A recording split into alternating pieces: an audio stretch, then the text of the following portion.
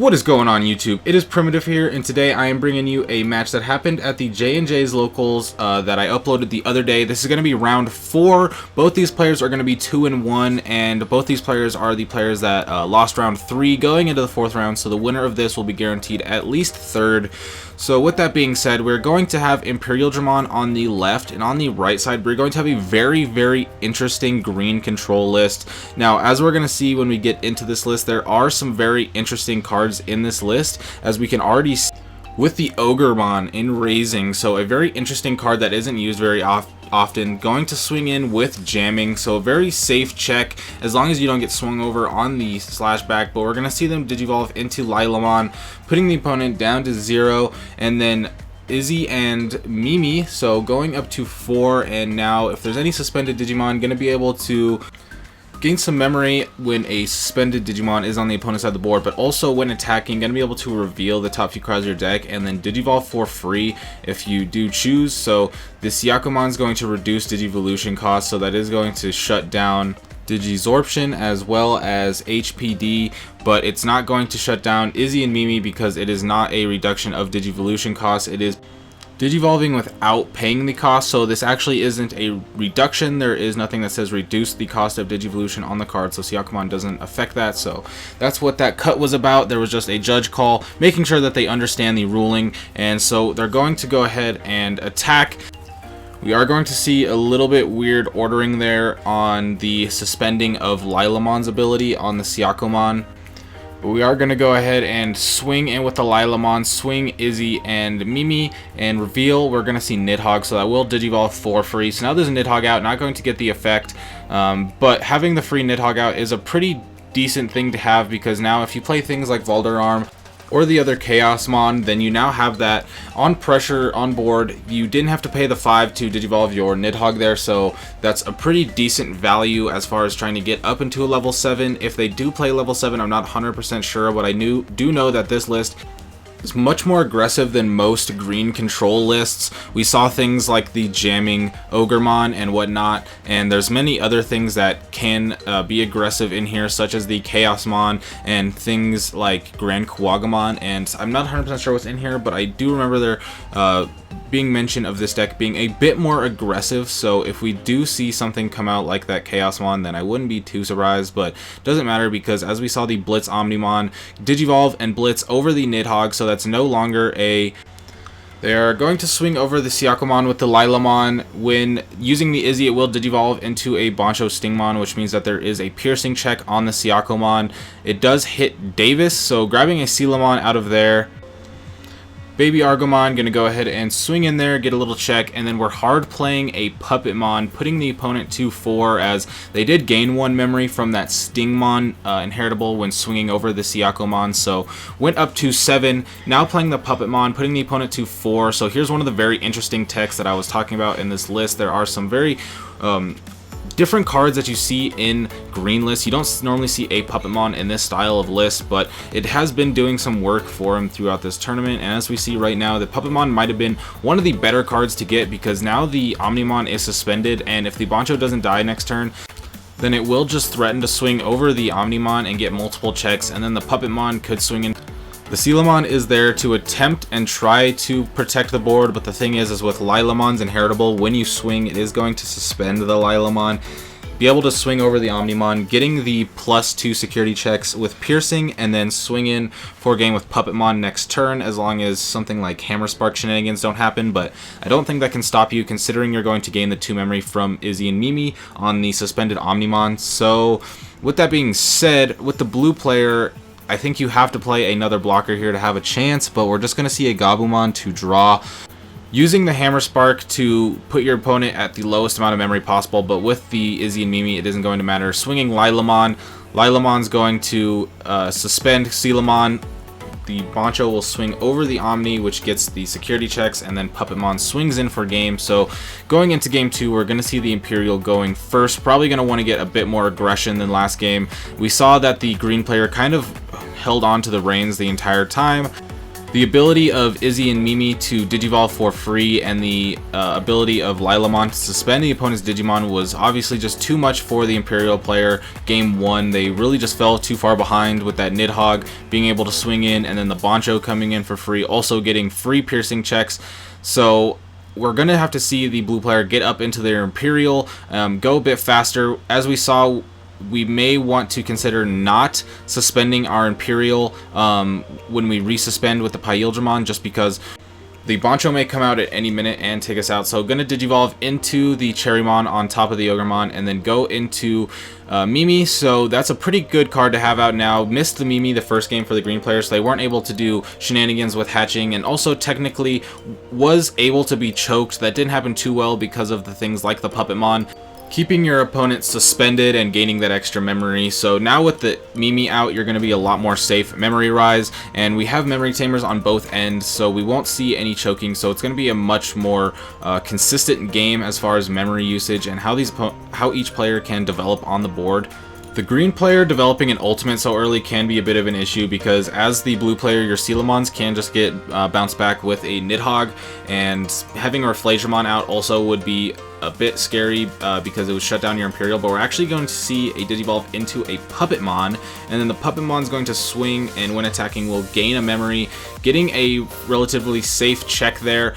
And then going into the Valdararm, which is going to pop. So we do know that there is at least one of the Valdararms in here. We're still not sure about regular Chaosmon, but with the Valdararm coming out, that is going to clear the board and make the Puppetmon a bit better by Digivolving into the Valdararm. So now it has higher DP, better on deletion, so it's just a better Digimon on board, but it did come at the cost of giving your opponent a fairly decent amount of memory. If they do have a Hammer Spark here, they can swing and go into Imperial, start getting multiple swings going.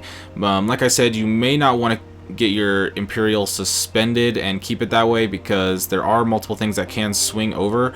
We do see the Hammer Spark, so you can swing and Digivolve into the Imperial, but we're actually going to see a Gabumon come out, so must be missing the Imperial, looking to search. Still a relatively decent board, as long as this Imperialdramon doesn't get deleted or sent back to the deck or anything like that, then the chance for Imperial is going to stay pretty relevant at every turn, and once you get an Imperial out, you're going to be feeling a lot better.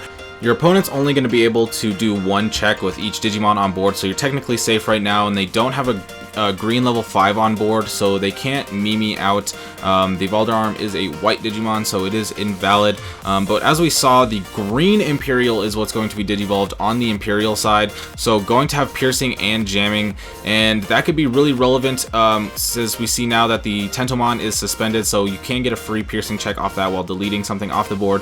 But as you see, another Imperial in the security, so must be looking for those blue Imperials. They're hiding out there. Has the green Imperial, but it's not going to be as effective as it could be.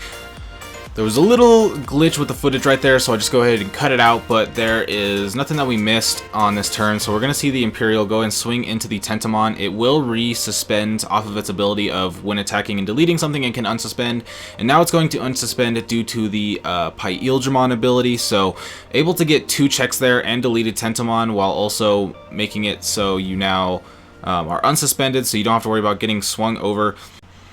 A bit of a mishap right there as the Gabumon went to the discard pile, but it should be alive as it hit the Izzy and Mimi. So now we're going to see a Kikaitis Breath put the opponent up to 3 memory, and then they will gain the 4 memory from the Izzy and Mimi since the Imperialdramon is suspended.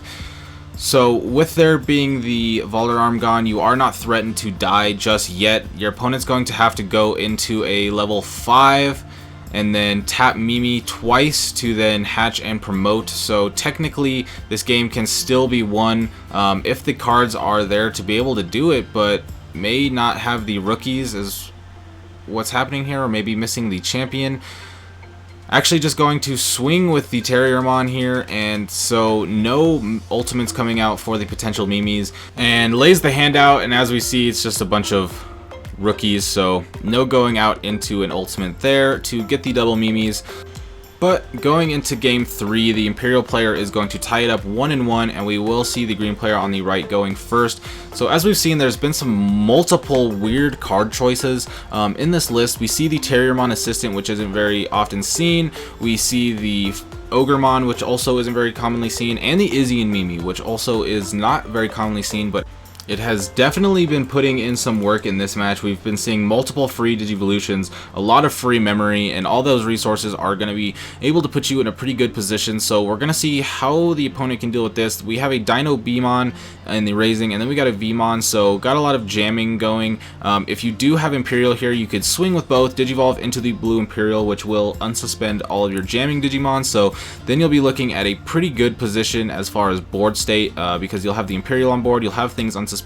We are going to see the Digizorption here, which does threaten a Mega, which is a bit scary if you are the blue player, because you don't really want them to go into Nidhogg or anything like that, or Reflagemon, because all those Megas do really just shut down the Imperialdramon mode. But as we're going to see, the Puppetmon comes out once again as the Digivolution source, so that's very interesting.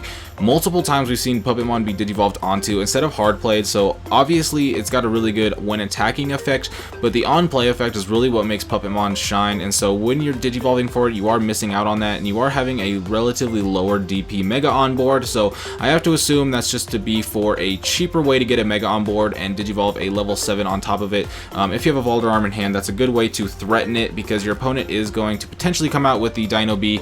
We're going to swing, gain a memory with the Puppetmon here, and then gain another memory with the Stingmon, so that is a 2 memory gain off of that swing.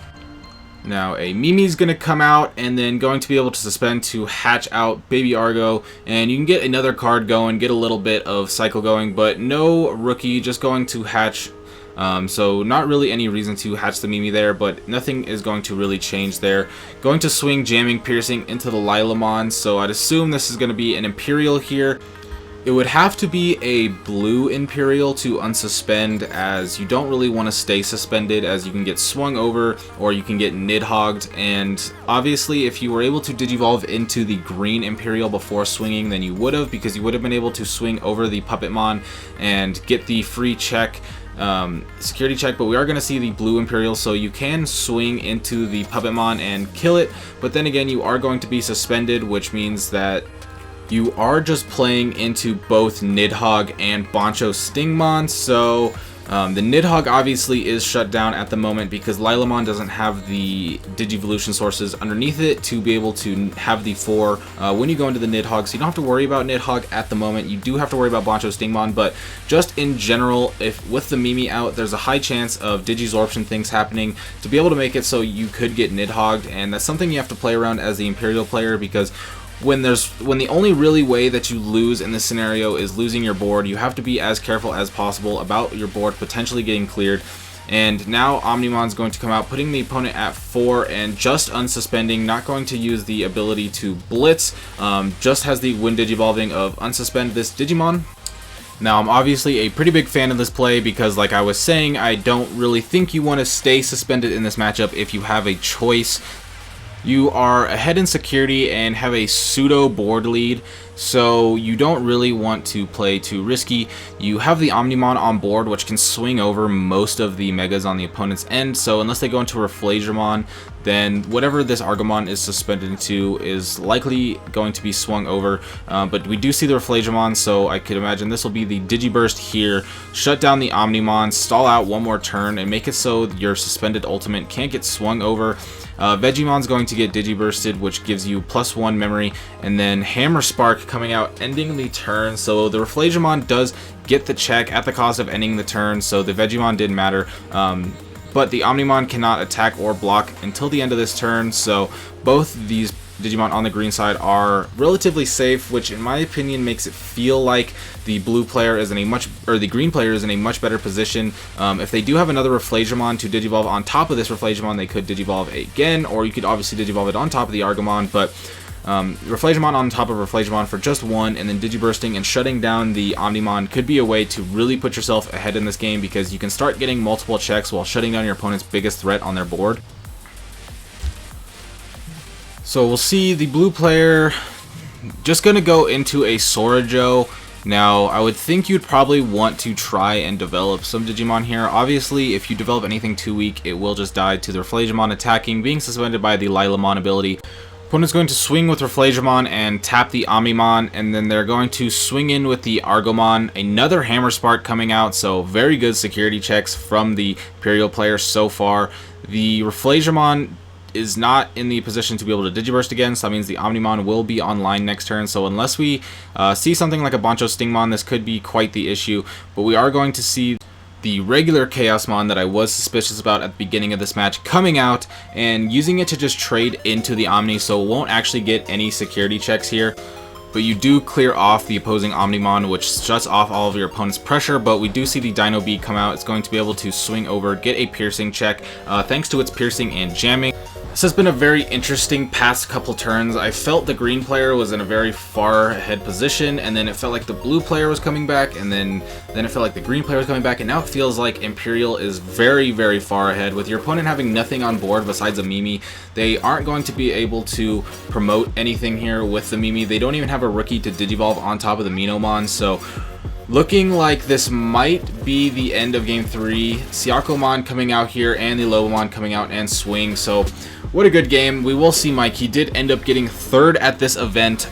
So if you are interested in checking out the other stuff that happened at this event, I uploaded the other matches of the rounds, and I also uploaded a vlog from that event. So if you're interested in either of those types of content, be sure to check out my channel. They are my most uploaded content of the time of this upload of this video. But with that being said, I hope you enjoyed this video, and I will see you tomorrow, starting with this week's RMC local, and then I will be having store championship content coming up in the next few days because we will be having another store championship. So with that being said, I hope you have a great day. Peace out.